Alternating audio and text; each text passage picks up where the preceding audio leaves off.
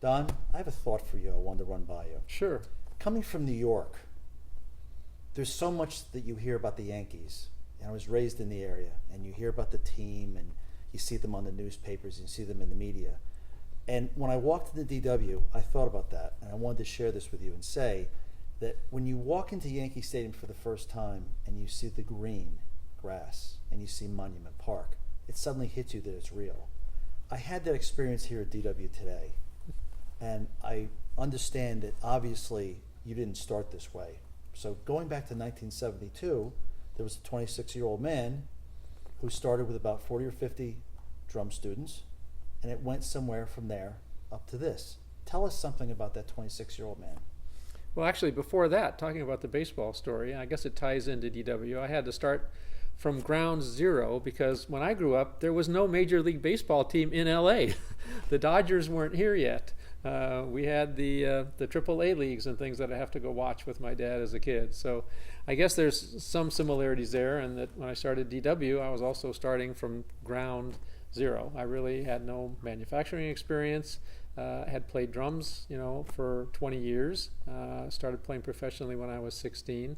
So by the time I was 27, I started as a teaching studio.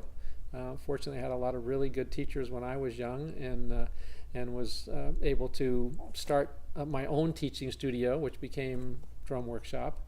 Workshop meaning lessons back in those days. And one of the students who I was teaching, father owned Campco, a small little eclectic drum company back in the day. So at 27 years old, I thought, well, this is what I was going to be doing all my life. I was going to be a drummer. And in those days, it was a whole different environment for, young players as they were at the beginning of their career.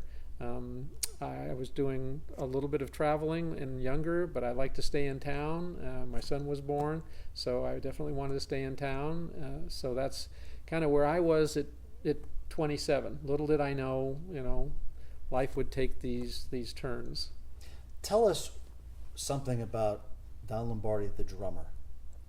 Tell us about your drumming career.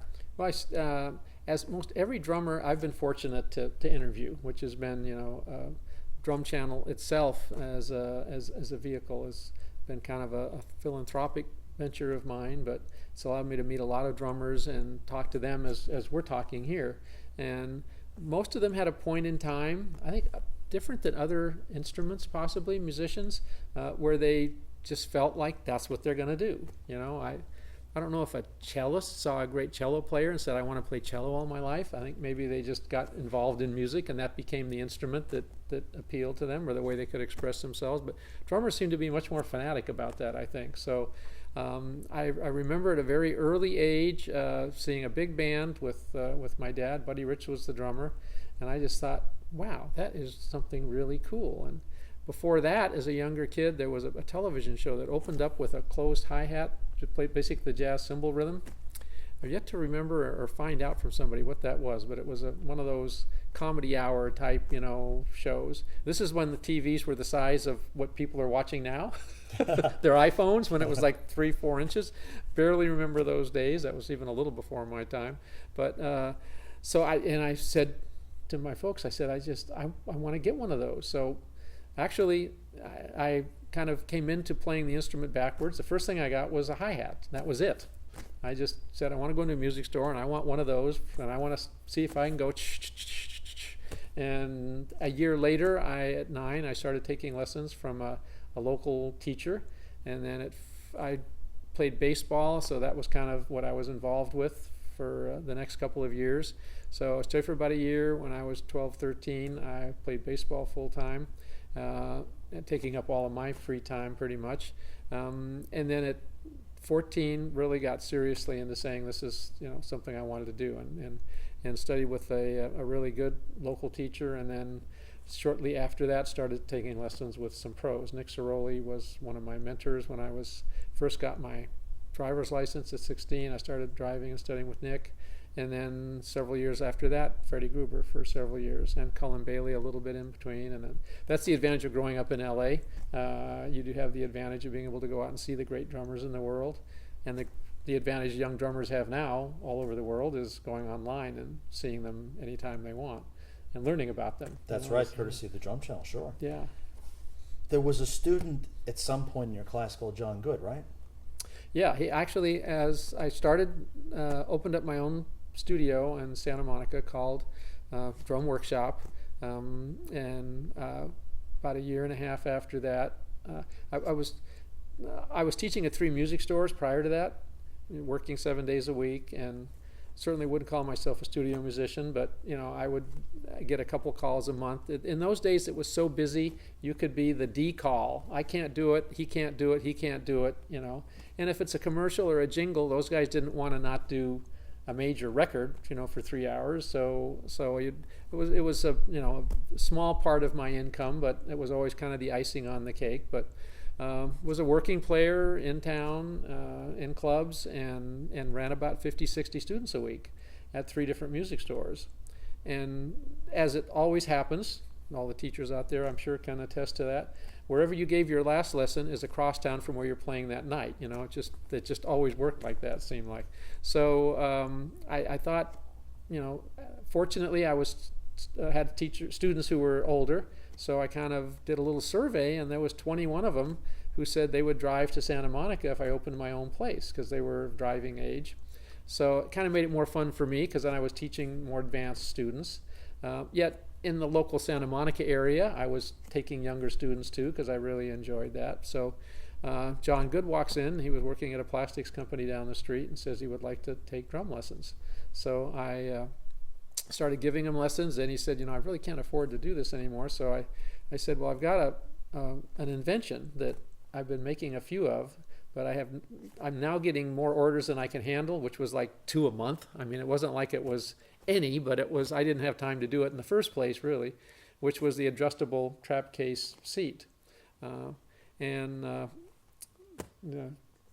of a little bit of a diverse story here, but I ran into a guy yesterday at a farmer's market who had a DW t-shirt on, and I said, "You're a drummer?" And he said, yeah, I am. He said, and we talked a little bit. He said, "I bought one of your seats in 1975, and I still use it. And I've used it for all these years, thousands and thousands of gigs." So it was an adjustable trap case seat. That was a solid seat that you could put your gear in, but nobody had ever made one that adjusted up and down.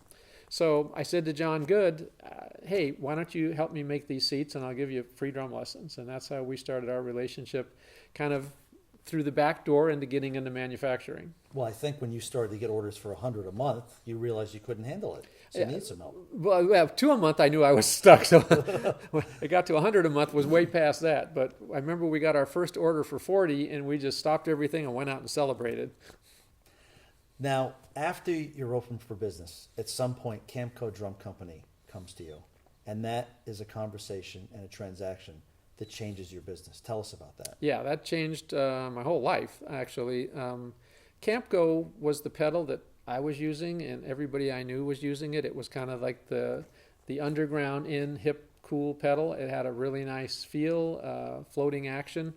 And if you look at the history in those days, the American drum companies had all been acquired by larger corporations, and Tama, Pearl, and Yamaha were coming in, seeing a very labor-intensive business that they could capitalize on. The American companies were making things in America, literally, in those days, at a labor rate of $8 to $10 an hour, and their competitors were making things in Taiwan in those days for 70, 80 cents an hour. So there was a whole discourse in terms of the mentality of the manufacturer. American companies back in the early days, run by drummers, very much entrepreneurial businesses, now became part of much bigger companies that became more commodities, if you will. And the Japanese competitors were making mass-produced product to compete with those American large companies. So fortunately, no one was paying much attention, nor possibly knew the importance of a bass drum pedal to a drummer. So the Camco pedal was like kind of the go-to pedal. The hip version of it was one with a chain and sprocket that was a modification done by a drum shop in New York, Frank's Drum Shop, and that's where I saw Elvin Jones using that, and I was like, whoa, that's like, that's a new twist on, a way you can hook up a beater ball to a footboard to a cam. So I got one of those. I always liked the the strap version better myself, but the chain drive gave a little different feel to it. Certainly much more indestructible than the nylon strap version. So I'm teaching the son of the owner of Camco. And that's how I had the opportunity for him to come in one day.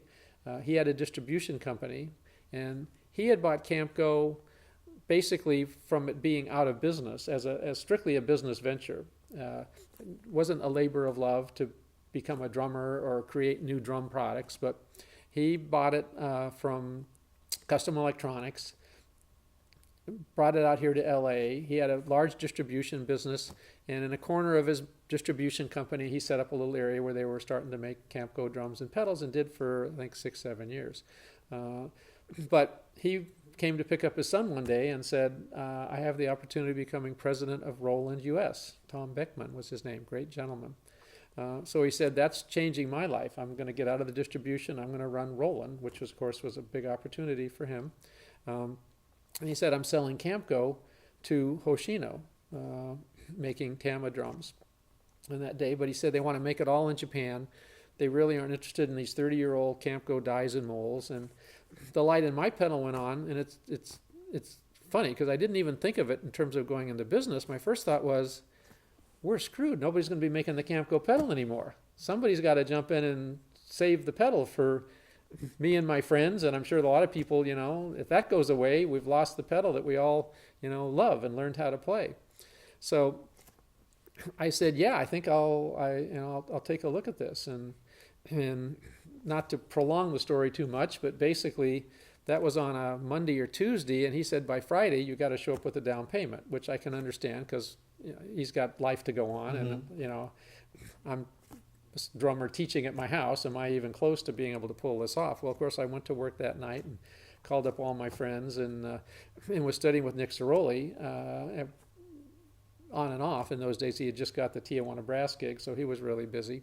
But and I said to Nick, I said, I have this opportunity. I can put the money together, but I have no idea if I know what I'm doing. I said, what do you think? And he said, I have no idea if you know what you're doing either. I don't know anything about this, but he says, I know Remo, and let me call him, and maybe you could talk with him. I said, I'm supposed to find out by Friday. So this was like Wednesday. He calls me back and says, Remo will talk to you tomorrow morning. So I go out to Remo's, met him for the first time, other than maybe casually just waving and saying hello, and explained the thing to him. And he gave me some real good words of encouragement to say that I think he obviously knew Camco, he knew the brand, he knew me a little bit.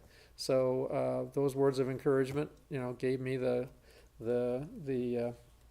ability to go out and borrow the money and take as much money as I could and go to the credit union and get a loan from them. I had a certain bank account built up there as a union member, and so bought the tooling dies and molds to make, in my mind, what was going to be bass drum pedals as a hobby while I continued to be a professional drummer all my life. Did it dawn on you looking back when you think about those times, because obviously it did change your whole career, did it dawn on you at some point that manufacturing is not for me, I'm a teacher, I'm a player? It's interesting. I said to Tom Beckman in my meeting, he said, he said, what are your plans? And I said to him, well, I'm going to keep playing, and I want to run this, part time. And he, without batting an eye, he said, you won't be able to do that. And I thought, well, that's kind of nervy of him to say. What do you mean I won't be able to do that? Of course that's what I do. I'm a drummer. I'm gonna do that. But he knew, and he thought that there was an opportunity there. And in his life, I think earlier as a musician too, that you hit a point where you're going to have to decide that this is working and this is what you're going to do, and give up a little bit of the other. Although if I were to fill out a form today in the doctor's office and say what I do, I'd probably put drummer down. Now, if we continue in the chronology of this company, 1989, Dr. Feelgood is the next milestone for you guys. You did your research. Man, you've got it down. That is true, actually. We had pedals going through the early years, and we made everything that I could possibly make out of the tooling dies and molds that created a bass drum pedal, because we had no money to invest in anything. So obviously we could make a single pedal. Then the double pedal really we went out of business at least twice. I had to go borrow more money in the first 3 years. And then with the double pedal, that finally gave us something that wasn't just another product that we're known to drummers. It gave us something new. So we were the only company with one. So it wasn't like you were competing against our pedal, which was always the best pedal. I can say that because I think it was, compared to the other pedals that were being made that day. But we now had something. We still had a lot of competition because there was a lot of people buying, you know, all the other brands. But here we had a double pedal. Nobody else had one. And it was amazing to me that it took them 2 years to figure out that, you know, that was, if I'd saw a company come out with that and I was a competitor of theirs, I would have stopped everything I do and saying, this is, you know, this is what people have to have. But fortunately, you know, I think being a drummer and having a passion for it, and for manufacturing, you know, coming out with kind of a little inventor side of me too, I guess. I felt I had a really good connection with what business people would say the consumer wants, but for me, it's just like what my drummer friends need, you know, and want. Being one, you know, you sit if you're playing clubs Tuesday night at 11 o'clock. There's not many people there. You got a lot of time to think about what you could do to help fix up your drum set a little bit, you know. As we, you know, worked along with pedals in the early 80s, we'd made a few drum sets a month. John had met a lot of drummers through them coming out and picking up their pedals, and could make a lot of more money than I was able to pay him back in those days as a drum tech. So he was out as a drum tech for Michael Jackson with Jonathan Moffett and Madonna and Frank Zappa and Men at Work, and spent a good part of the most of the early part of the 80s, you know, doing that, even into the mid 80s. But still, it wasn't. He would be back for a couple of months and then gone for 3 months and back and out. And when he'd come back, we'd make a set or two. So over a period of 5 or 6 years, we maybe had 50 or 60 kits that were, and they were kits that we had no endorsements. We weren't in the drum business. We were in the pedal business, really, just starting to make a few stands at that point. But we had enough sets out there that I was getting a couple calls from some dealers saying, hey, I hear this guy, I saw him playing one of your drums. You make drums? You make drums? So I said, well, yeah, we got some kits out there, and I picked a couple of dealers in the mid 80s, and we tried to, you know, test the waters a little bit. Had no place to make them. I mean, we had a small industrial unit, 1,500 square feet. We would roll up the back door, hope the wind would not kill the neighbors, and spray lacquer, and, you know, everything was illegal. But it was enough to have fun and, you know, and try it a little bit. And we saw that, again, there was a need for somebody making a really high quality, you know, kit. The only small kind of custom drum company back in those days was Gretsch, because they had one source supply for shells that would make their shells. Otherwise, there was no way anybody else could ever get a drum shell unless you were a drum company making it, which is the Japanese companies or Ludwig, Slingerland, Rogers, the American companies. So we kind of found our little niche, kind of where Camco was. I mean, if Gretsch was 3 or 4% of the overall business in those days, Camco was 1 or 2%. Maybe Gretsch was 5 or 6 and Camco was 3 or 4. But so we just thought, well, maybe there's a place for us to fit in as the custom shop. You know, the kit you have that you take, you know, it's your studio kit. It's like so many guys through those years played Gretsch kits in the studio, though they didn't endorse Gretsch because Gretsch didn't have the ability to give them, you know, a lot of the clinics and the advertising support and things that they wanted, or drum sets everywhere around the world and what have you. So we started getting a rapport with some artists who were using the drums, kind of the drummers, the studio guys, Larry London, Nick Corsoroli, studio guys here in town, who became official DW players. So we had a little list of a handful of very credible players, but not necessarily that well known to the, you know, the overall. They're not in like huge metal rock bands kind of a thing. Before the Dr. Feelgood that you're talking about, kind of the pre-milestone to that was Chicago. Danny Seraphine came on board, and they were the first. He was the first kind of drummer with a major band that, like, whoa, he used to play Yamaha. Now he switched to DW. That was like kind of a ta-da, like what's something starting to happen maybe, why would you do that? And he simply called me out of the blue and says, I want to play an American product, and that's it, and I like what you guys are doing. And I mean, again, we're in a 1,500 square foot unit. He's leaving Yamaha to come over here, and it took us months to make him a drum set. So as things grew a little bit, Tommy Lee came out and was working. We fixed his pedals one day, and was waiting for John to get back from one of the tours he was on, and we had finished 3 or 4 kits, but he wanted to be the final guy to tune them. John's very much hands-on. We're both that way, probably overly so, to our detriment to some degree. So I figured, these guys, they've waited 2 months anyway, they can wait another couple of weeks. So we actually had a kit all set up, which we didn't have a showroom, and we would do that just while we were going to tune them. Anyway, long story, not too long here. Tommy comes out and starts playing on the drums, which is the Dr. Feelgood connection you're talking about. Mm-hmm. And he plays on them for hours and comes into the office and says, I've never heard anything, quite like that.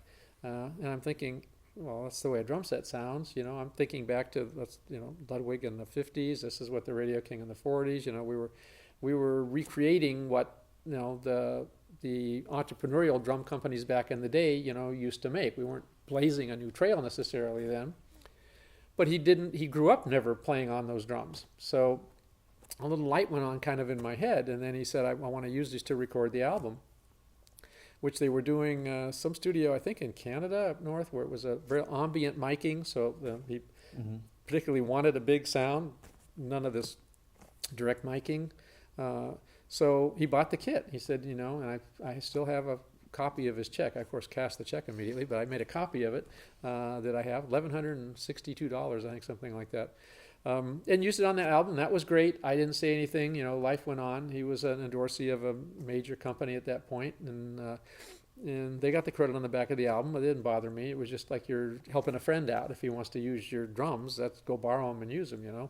So that was like kind of how that happened on that album. Then I'm not sure of the time frame, but a year or so later, there was a huge event in Russia. Where several bands went together to go over there and play. And this was the new thing for the first time. I think Bon Jovi, Motley Crue, there was a few bands. I don't know if you remember the name. It wasn't a Live Aid type thing, but it had a name to it. It was this big event. And he wanted to have a Russian and American flag painted on his drum set.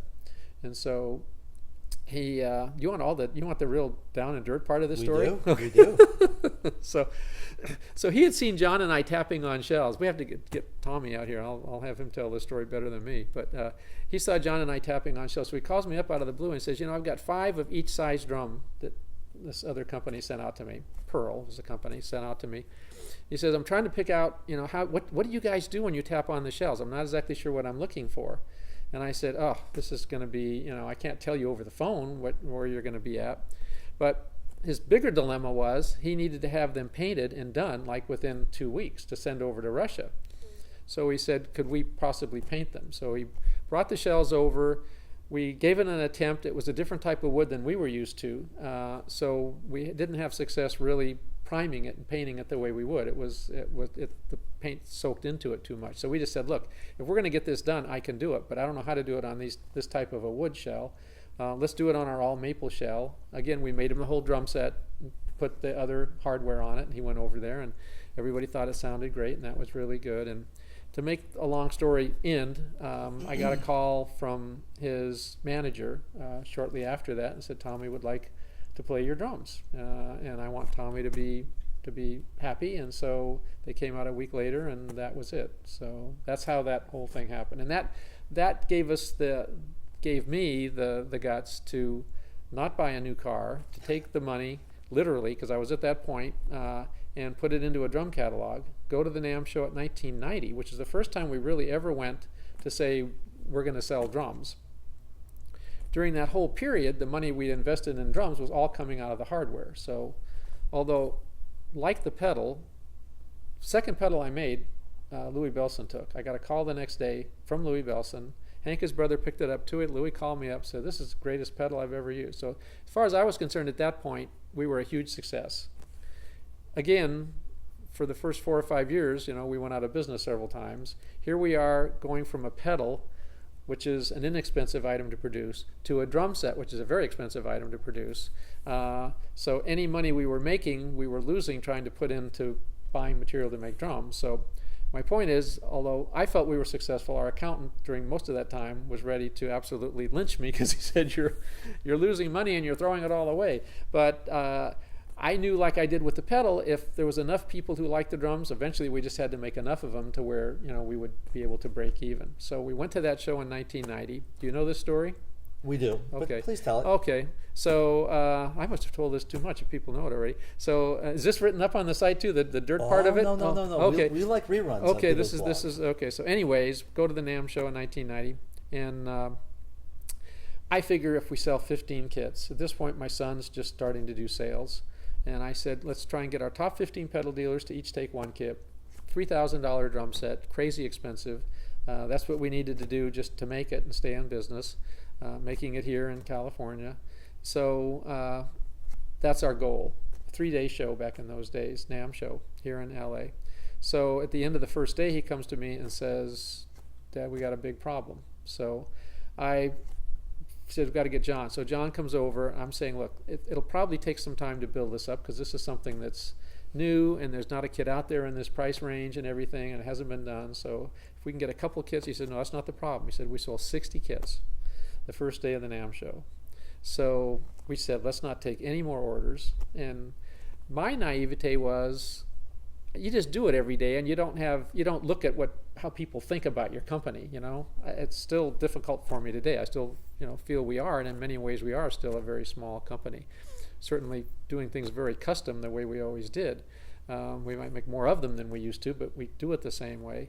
But in the reputation that I had built with the pedals, actually, I had thought the reputation I had built with the pedals all these. Meeting this guy the other day at the farmer's market, he bought it in 1975 before we even started making pedals, and he just says, I bought that seat. He says it's built like a tank, and he says, I knew everything you guys were going to make would really be good. So that's the testimony to doing it right, kind of out of the gate.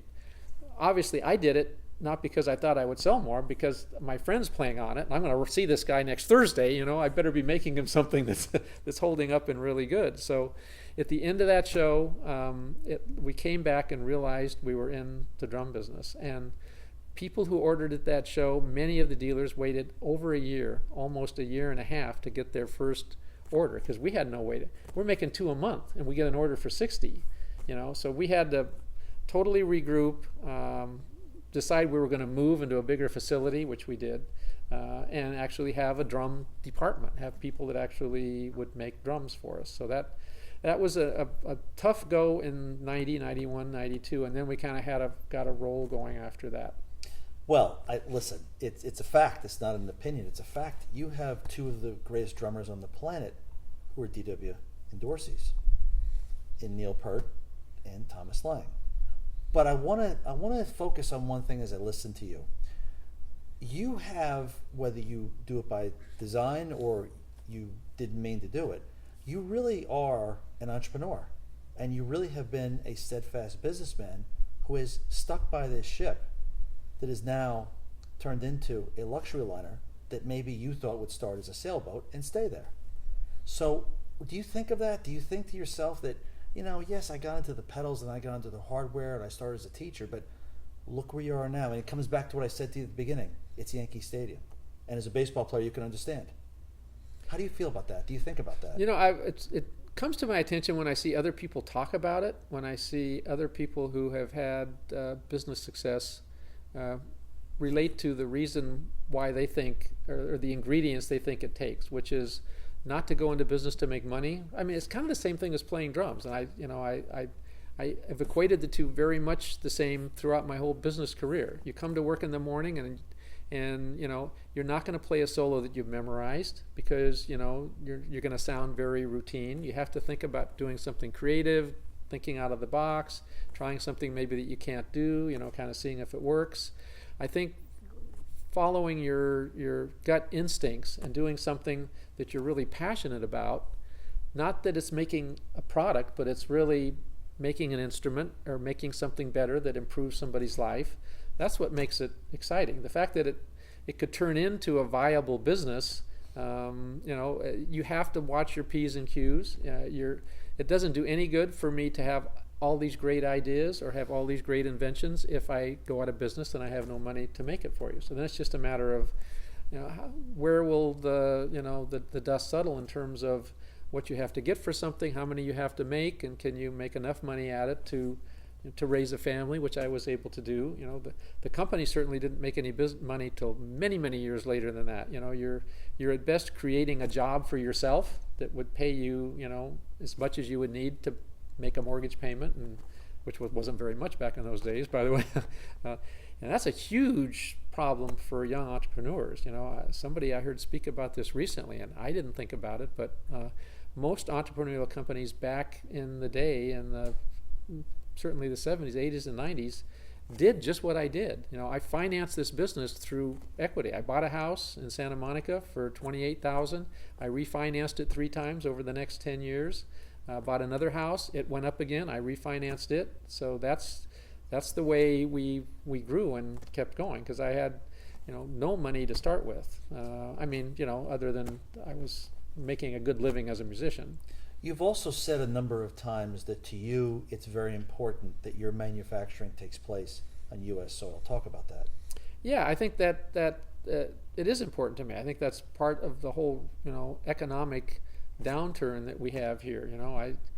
I don't know if this would work, but if I was running for politics, which I'm not, I just think if everybody buys an American product for a month, a lot more people would be employed in America, and yeah, you'd be spending a little bit more, which you have to here, which was always something that John and I felt bad about back in the day, before we came out with Pacific, because I remember this poor kid came up to me at PAS show and said, we had our A drum set there. This was many years ago, and I had a couple of pedals out in front, and he came up to the pedals and he says, boy, I've been saving up for a year. And I thought, oh God, he's going to get a kit to buy one of your pedals. And I thought, oh no, our pedals are too expensive. This poor guy.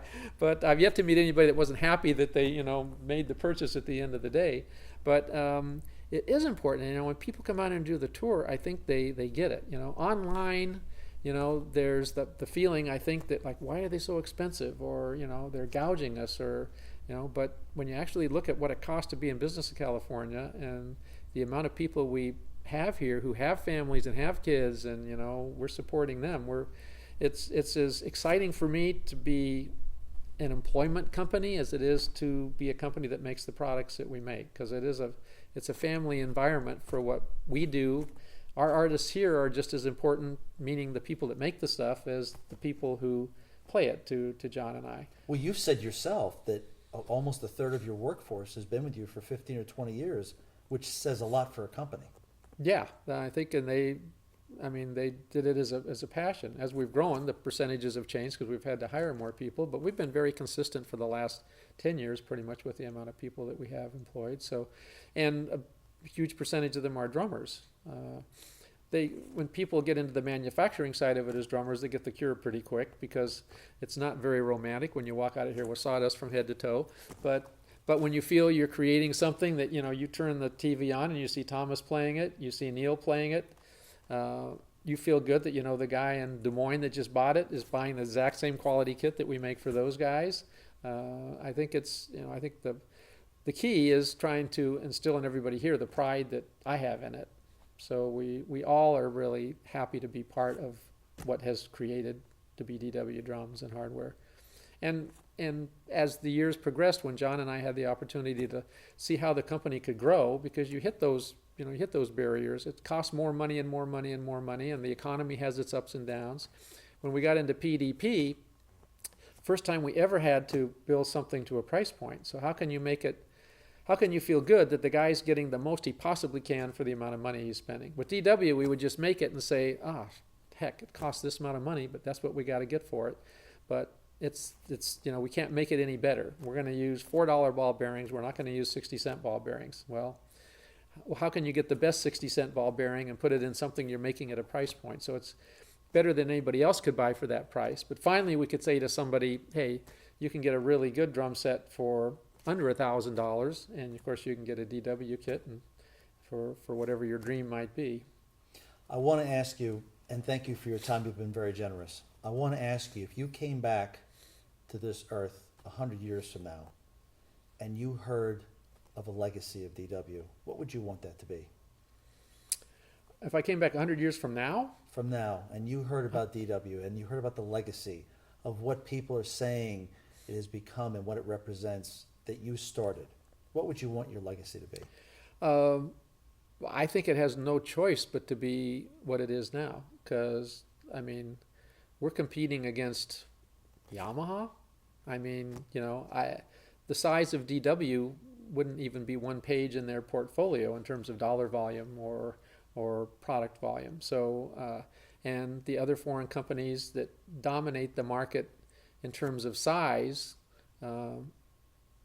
in terms of not necessarily mystique or prestige or quality, but we're competing against some very big players, and we're not at that level. If you look at the amount of drum sets sold over $3,000, is a very small percentage of the overall world. People look at us and they seem to see us everywhere, and they think we're like just so big, but really we're really big at that top 20% of the market. It's the drum sets that are at the lower price points that sell by far the biggest volume, and I'm all for people making those as inexpensively as they can and wherever they can, because it's going to motivate. It's an expensive instrument. It's not like you can pick up a $40 guitar and start learning it. So for drummers to get inspired and motivated, they have to get a drum set, and they should get an inexpensive one. I hope they trade it in for a DW one later, but so. I don't think you have to push their arm. How's that? To your original question, it's important to me to make things in America, I think, because it's important for us to support. Everybody wants to support their own country, and when we go offshore, it's simply to supplement as much as we can what we're doing here. The American companies didn't do that, and that was the end of them. So we can only do what we do here if we have the financial resources to do it, and we do need to look at some places where there's lower labor rates in order to produce lower priced product. Well, Don, listen, I know you have a lot of things to get to. You're a very busy man, and I want to thank you so much for sharing your thoughts and your time. It's really been great to talk to you. And now I can say I've been to Yankee Stadium. Hey, very good. And now I know what it's like. Well, you're welcome to come back anytime. I will take you up on that. I love to be here. This is really, for a musician, it doesn't get much better than this. Thank you. It's ever changing for me too. So we'll see what we come up with next. And as much as I think we've done it all, we got a lot more to do. Well, let's continue. Thank Folks, you. the great Don Lombardi.